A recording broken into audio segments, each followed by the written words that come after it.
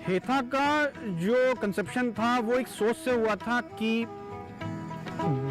जो क्या भारतीय नस्लों से हम कोई संस्था चला सकते हैं सफल, चाहे वो डेयरी हो चाहे मेडिसिन हो। तो जितनी भी संस्थाएं मैंने देखी उनमें मैंने पाया कि या वो एचएफ जर्सी या भैंस थी उनके पास, कुछ भारतीय प्रजाति गाय भी हुआ करती थी, पर कोई भी ऐसी संस्था मुझे देखने में भारत में नहीं मिली, या शायद मैं वहां जा नहीं पाया जहां सिर्फ भारतीय नस्लों की गाय हों। नमस्कार, बहुत स्वागत आपका। डीडी किसान देख रहे हैं आप और मैं हूं आपके साथ राधिका चौधरी। आप चारों तरफ ये देखकर ये सोच रहे होंगे कि आज हम कहां मौजूद हैं। आपको बता दें कि उत्तर प्रदेश के गाजियाबाद सिकंदरपुर के हेता फार्म में मौजूद हैं, जहां आपको बताएंगे कि किस तरह से प्राकृतिक खेती की जाती है। और ये जो भारतीय गौशाला, जिसे हम कहें कि हमारी जो आसपास गाय, आप देखकर अंदाजा लगा सकते हैं कि आज हम हमारे किसानों को कितनी महत्वपूर्ण जानकारी जो है देने वाले हैं। तो चलिए यहाँ आपको सीधा हेता फार्म में असीम जी के पास लेकर चलते हैं, जो ये मसीहा बन चुके हैं आज पूरे हिंदुस्तान में। बहुत स्वागत असीम जी आपका। आपका भी बहुत बहुत स्वागत है हेता में। तो जैसे आपने बताया, यहाँ पे भारतीय गौवंश जो है हम रखते हैं। 750 गौवंश है, गिर, साहिवाल, थारपारकर और पहाड़ी बद्री ब्रीड्स पर हम काम करते हैं। लगभग 90 प्लस प्रोडक्ट्स हम लोग गाय के दूध, गोबर, गौमूत्र से बनाते हैं। ठीक है जी। तो जो चर्चा है आज हमारी चौपाल चर्चा, इसमें आप रहेंगे हमारे साथ, वैज्ञानिक रहेंगे। तो असीम जी, चौपाल सज चुकी है, चलिए चौपाल में, और आज बात करेंगे चौपाल चर्चा पर प्राकृतिक खेती को लेकर।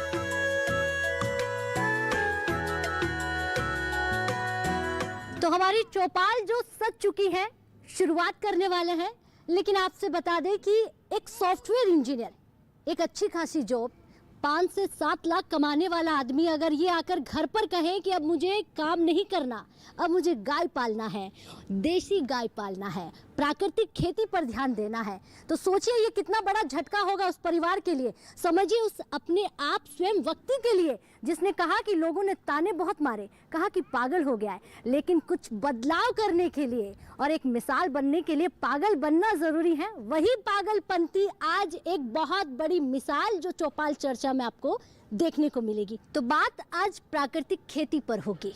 प्राकृतिक खेती को बढ़ाने के लिए भारत सरकार बार बार जोर दे रही है और बार बार कहा जा रहा है कि प्राकृतिक खेती की ओर बढ़ा जाए ताकि चीज़ों को बदलाव की ओर लेकर जाए। इसको लेकर आज हम चर्चा करने वाले हैं। और नदियों के, नहरों के किनारे जो लोग हैं, खेती करते हैं, उनको ज़्यादा से ज़्यादा प्राकृतिक खेती पर ध्यान देना है। और इस पे असीम सिंह रावत जी से ये जानना भी ज़रूरी होगा कि भारतीय गोवंश यानी कि देसी गाय से प्राकृतिक खेती को कैसे बढ़ावा मिल सकता है। वह आपसे अभी हम जब बात कर रहे थे, जिस तरह से आपने गायों के बारे में बताया, देसी गाय ये बहुत महत्वपूर्ण है। और सबसे पहले तो एक सॉफ्टवेयर इंजीनियर जी अपनी जॉब छोड़कर देसी गाय पालना, प्राकृतिक खेती पर ध्यान देना। एक सवाल आपसे महत्वपूर्ण ये रहेगा, सब जानना चाहते हैं। किसी ने कहा कि बड़ा अच्छा काम कर रहे हैं, हम आपके साथ हैं। जी। अब देखिए, कुछ भी चीज़ नई शुरू करते हैं तो उसमें पहले विरोध होता है, ठीक है, और वो होना भी लाजमी है, क्योंकि आप सेट होते हैं, कुछ कमा रहे होते हैं, उसको छोड़ के आप कुछ नई चीज़ लेकर आते हैं, तो उसमें जो है एक जैसे कहते हैं ना, टर्बुलेंस होती है, जैसे हवाई जहाज़ में होती है, तो वो सबको सहन करनी होती है जिसको भी कुछ नया करना है। ठीक, तो जब मैंने सॉफ्टवेयर इंजीनियरिंग करके, जॉब करके इस फील्ड में आने का सोचा, तो मकसद ये था कि क्या भारतीय गायों से आप अपना रोज़गार कर सकते हैं कि नहीं कर सकते हैं। क्योंकि तब तक क्या है कि एचएफ जर्सी और भैंसों से तो आप डेयरी चला सकते हैं या खेती कर सकते हैं, लेकिन जो भारतीय आवारा गौवंश हमें दिख रहा है कि भाई एक यूज़ का नहीं है, 1 लीटर 2 लीटर दूध दे रहा है, तो इसका क्या होगा। तो ये सोच लेकर हमने जो है ये संस्था शुरू की। 2 गायों से शुरू करी, आज 750 से ज़्यादा भारतीय गौवंश है इसमें, और लगभग 90 प्रोडक्ट्स ये संस्था बनाती है और उनको बना के बेचती है। जो बिकता है उसी से संस्था चलती है, 1 रुपये का भी दान इसमें आता नहीं है। तो मेरे ख्याल से यही एक कह सकते हैं कि एक अचीवमेंट रहा कि इस पूरी जो ये संगठन बना, इसमें 80 लोग कार्यरत हैं। तो कहाँ मैं अकेला काम कर रहा था, आज 80 लोग साथ में हैं। ठीक है, तो यू बिकम एन एंटरप्रेन्योर, आप जॉब्स क्रिएट करते हैं। तो जॉब क्रिएशन अपने आप में एक बहुत सेल्फ सेटिस्फाइंग चीज़ होती है। जी, बहुत अच्छी आपने जानकारी दी और उन लोगों के लिए भी बहुत शुक्रिया, बैठ जाइए आप, उन लोगों के लिए भी जो ये कहें कि गाय पालकर जीवन यापन नहीं किया जा सकता, उनके लिए बहुत बड़ा एग्जाम्पल है। लेकिन हमारे साथ डॉक्टर एस.के. साहब भी रहेंगे। बहुत स्वागत आपका। Doctor S K. मलिक जी से जानते हैं कि देसी गायों से हमारे किसान भाई प्राकृतिक खेती को कैसे बढ़ा सकते हैं। वर्तमान में जो किसान भाई रेगुलर खेती कर रहे हैं केमिकल फर्टिलाइज़र और पेस्टिसाइड का प्रयोग करके, उससे बहुत ज़्यादा हेल्थ हैजार्ड हो रहे हैं। तो अब प्रदेश सरकार का भी और केंद्र सरकार का भी ये सोच है, और हमारे जो मौजूदा प्रधानमंत्री हैं मोदी जी, उनका ये विज़न है कि हम प्राकृतिक खेती को बढ़ावा दें। और इसका बहुत आसानी से, माने कि अगर किसान 2 या 1 गाय भी पालता है देसी, तो उससे भी अपनी जो प्राकृतिक खेती है उसको चला सकता है। जैसा आप देखते हैं कि पहले हमारे समाज में कंसेप्ट होता था, जो होशियार लोग थे कि एक फैमिली डॉक्टर रखते थे। हाँ।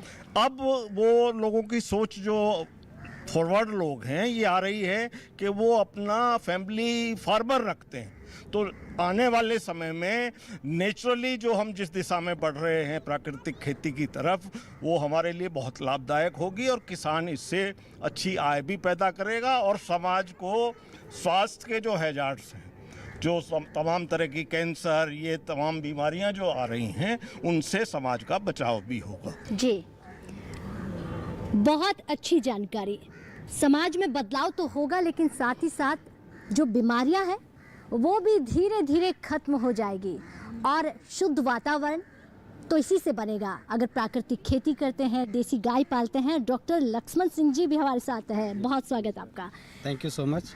सवाल आपसे रहेगा कि किसान हमारे जागरूक हो, ये बार बार भारत के प्रधानमंत्री जी भी कहते हैं प्राकृतिक खेती को लेकर, देसी गाय पालने को लेकर, लेकिन क्या एक किसान एक गाय पालने से प्राकृतिक खेती पर ध्यान दे सकता है, या उसके लिए उसको और भी गायों को बढ़ाना होगा, या और जानकारी जुटानी होगी? देखिए, अगर कोई हमारा फार्मर एक गाय पालता है तो वो एक छोटे स्केल पर अपनी ऑर्गेनिक खेती कर सकता है। 1 बीघा खेती है या आधे बीघा खेती है उसके पास, तो वो छोटे स्केल पे कर सकता है। किसी के पास 2 हैं, 5 हैं, 10 गाय हैं, तो वो उसी हिसाब से वो अपने ऑर्गेनिक खेती को बढ़ावा दे सकता है। जी जी। तो यहाँ पर किसान भी हैं, किसान महिलाएं भी हैं। बहुत शुक्रिया, बैठ जाइए, उनसे भी जानकारी लेंगे। प्राकृतिक खेती से कितना फायदा आपको हुआ है? फायदा है जी। क्या क्या? देसी गाय, उनके हमें सब्जियाँ वब्जियाँ खाते हैं, उनसे भी कोई बीमारी नहीं होती है, और हम अनाज खाते हैं, उससे भी बीमारी नहीं होती है। हमें बहुत फ़ायदा है इन गायों का, देसी से हमें बहुत सुख मिला है जी। हम इनके साथ जुड़े हुए हैं है। गायों के। आप भी गाय पालती है? हाँ जी, गाय रखते हैं। अच्छा, देसी गाय है आपके पास? हाँ जी, देसी। ठीक है, बैठ जाइए। माता जी देसी गाय पालती हैं, और जब से प्रधानमंत्री मोदी जी ने कहा है कि देसी गायों को बढ़ावा देना, तब से हमारे किसान भाई देसी गायों की ओर ज़्यादा से ज़्यादा ध्यान दे रहे हैं। चलिए एक छोटे से ब्रेक के लिए रुकते हैं, ब्रेक के बाद फौरन हाजिर होते हैं।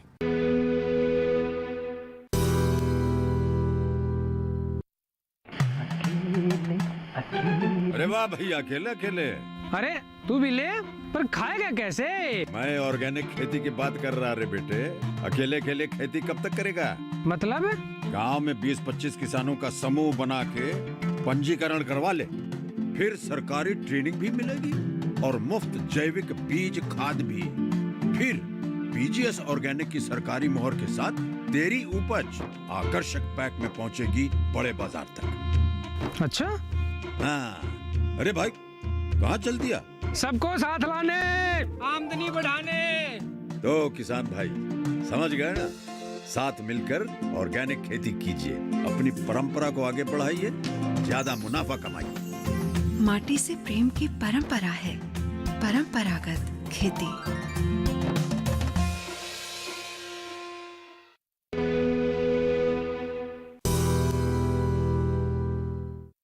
तो ब्रेक के बाद बहुत स्वागत आपका। प्राकृतिक खेती की बात कर रहे हैं, तो इसी से जुड़ी हुई एक छोटी सी रिपोर्ट आपको दिखाते हैं। देखिए हमारी स्पेशल रिपोर्ट।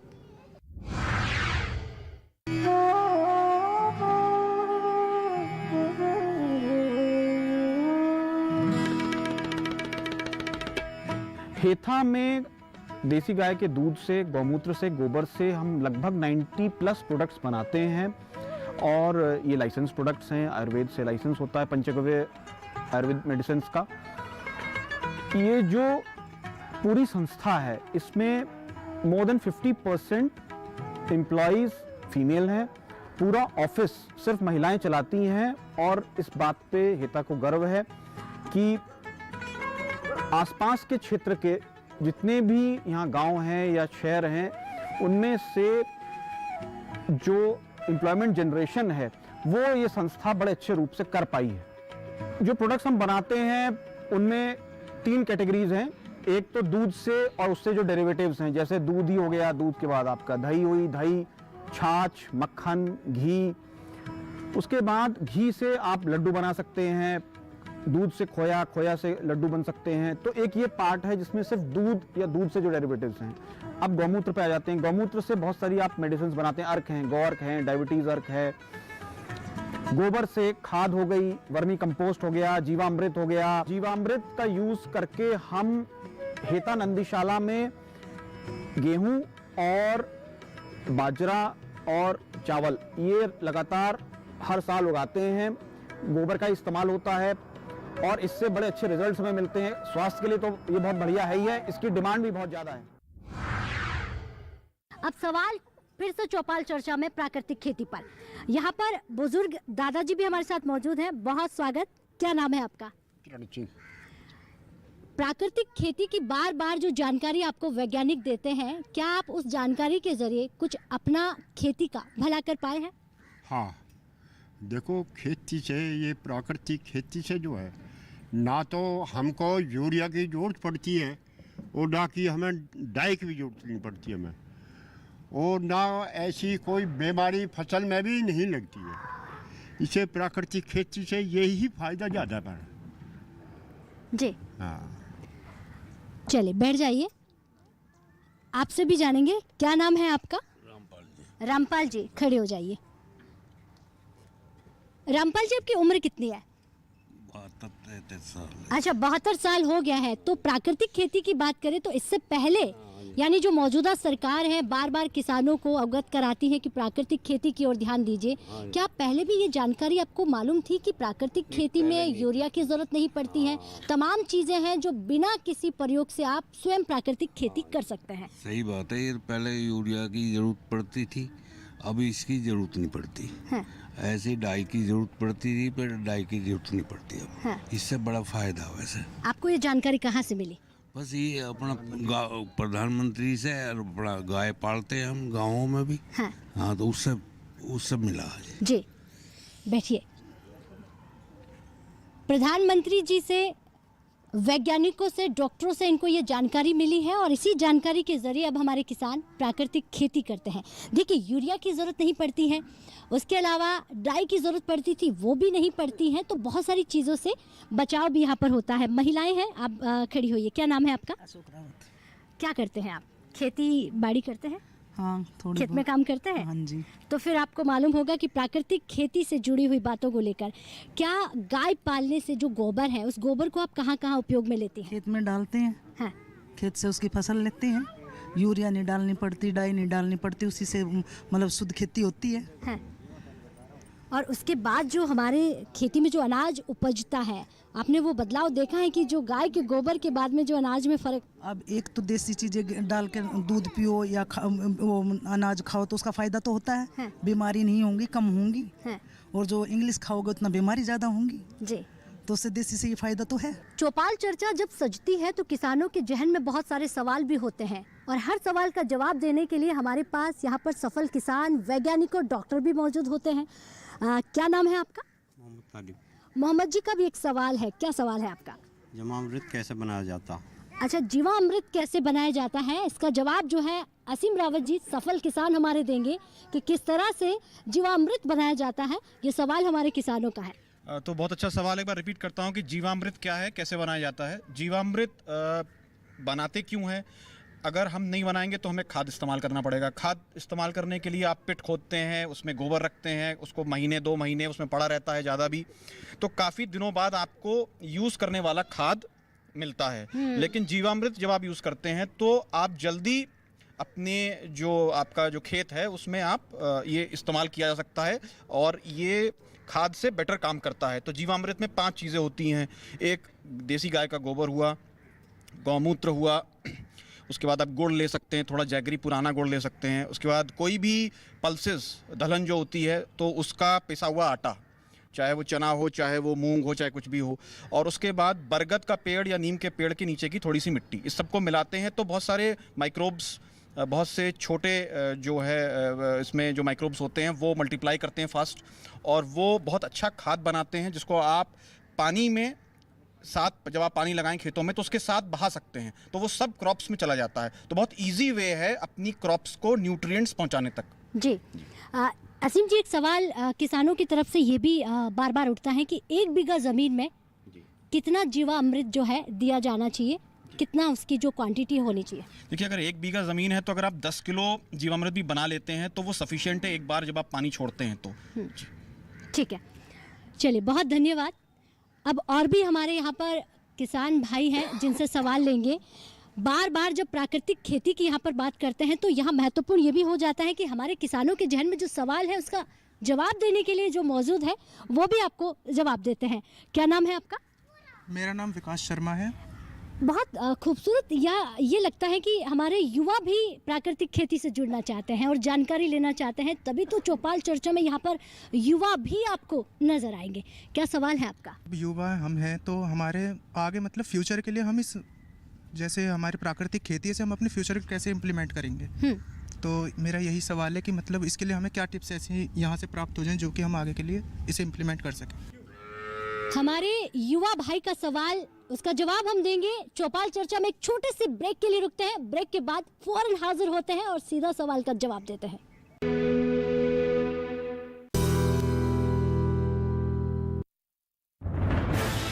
कोरोना वायरस के खतरे से बचते हुए फसल की कटाई, बिक्री, खरीद, नई फसल की जुताई और बुआई सुरक्षित हो सकती है अगर हम लगातार हाथों को साबुन और साफ पानी से नियमित अंतराल पर धोते रहें। नाक, मुंह को मास्क, गमछे या कपड़े से ढक कर रखें। आंख, कान, नाक, मुंह न छुएं। आपस में 2 गज की दूरी बनाए रखें। मास्क और 2 गज की दूरी के मंत्र को अभी हमें छोड़ना नहीं है। फसलों की बुवाई एवं कटाई करते समय आपस में कम से कम 2 गज की दूरी बनाए रखें। फसल की कटाई करने के बाद छोटे छोटे ढेरों में इकट्ठा करें। कृषि के औजारों की समय समय पर सफाई करें। एक दूसरे के साथ औजारों की अदला बदली न करें। श्रमिकों के शौचालयों और हाथ धोने की जगह की ठीक से सफाई जरूरी है। बुआई, कटाई एवं मड़ाई के दौरान इस बात का ध्यान रखें कि इन स्थानों के आसपास कोई थूके नहीं। कंबाइन, हार्वेस्टर, थ्रेशर, जुताई और बुआई की मशीनों को इस्तेमाल से पहले साफ करें। मशीनों के इस्तेमाल से पहले और इस्तेमाल के बाद हाथ साबुन से साफ करें। वाहनों, बोरियों, थैलियों और पैकिंग के दूसरे सामान की साफ सफाई पर भी खास ध्यान दें। खरीद केंद्र पर आने से पहले किसानों एवं श्रमिकों की जांच। खरीद केंद्रों पर भीड़ न लगाएं एवं किसानों को बारी बारी से बुलाएं। गोदामों पर खरीदी हुई फसल को लेने में शीघ्रता करें ताकि किसानों एवं श्रमिकों को रुकना ना पड़े। कोरोना के खतरे से बचाव और अधिक जानकारी के लिए आरोग्य सेतु ऐप डाउनलोड करें। देश में खाद्य सुरक्षा के ये सिपाही भोजन की निरंतर उपलब्धता को सुनिश्चित करते हैं। किसान स्वस्थ रहें तभी हम कोरोना वायरस से जीत पाएंगे, आगे बढ़ पाएंगे। किसान सबल, देश प्रबल।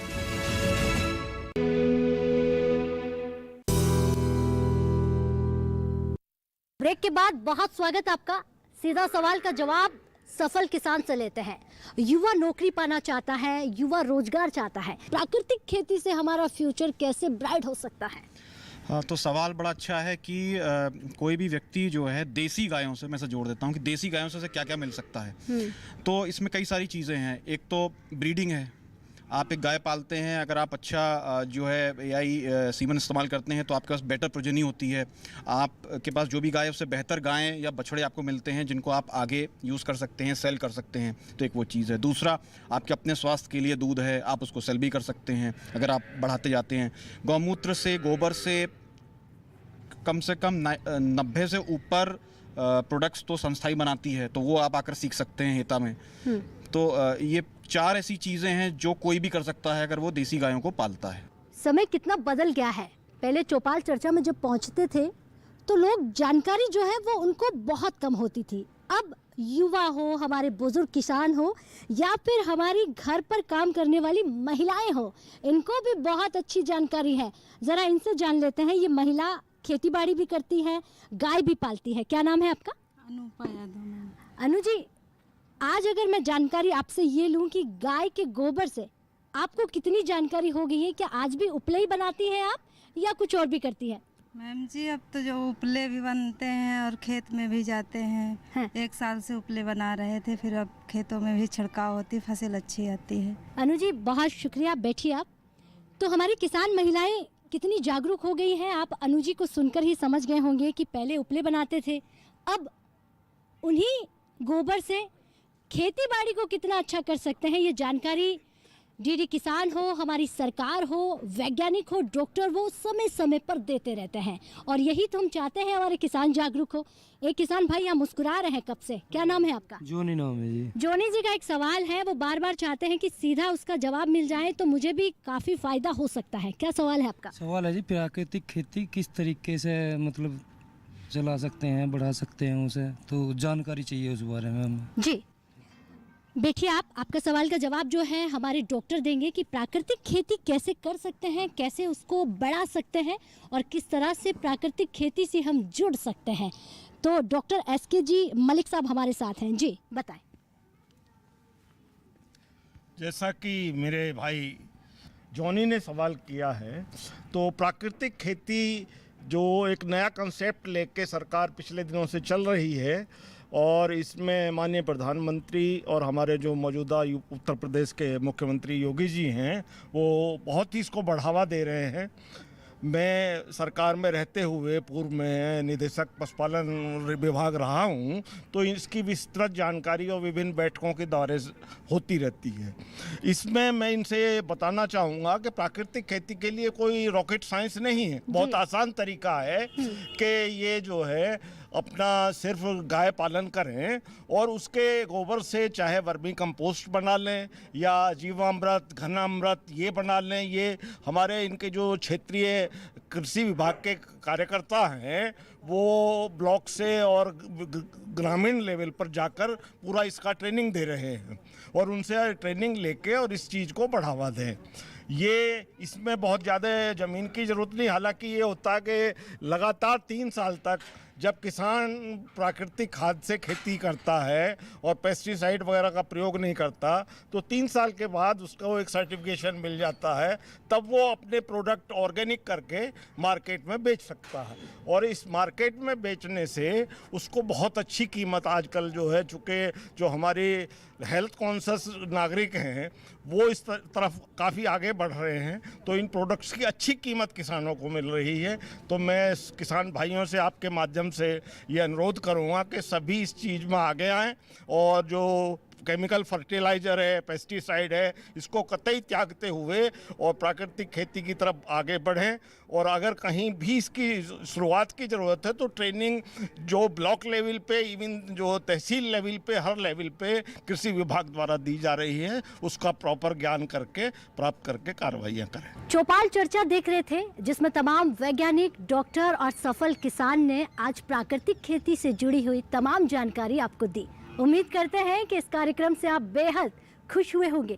लेकिन इसी से जुड़ी हुई भाग 2 में हम आपको बताएंगे कि पशुपालन के बिना प्राकृतिक खेती जो है वो आप नहीं कर सकते और ख़ास तौर पर देसी गाय पालन के साथ आप प्राकृतिक खेती बेहद अच्छे तरीके से कर सकते हैं। इसको लेकर सरकार जो है वो आर्थिक मदद किस तरह से कर रहा है उस पर भी चर्चा करेंगे भाग 2 में। अब आपसे इजाज़त चाहेंगे चौपाल चर्चा में कि आज तमाम जानकारियों के साथ आप देखते रहिए डीडी किसान पर चौपाल चर्चा।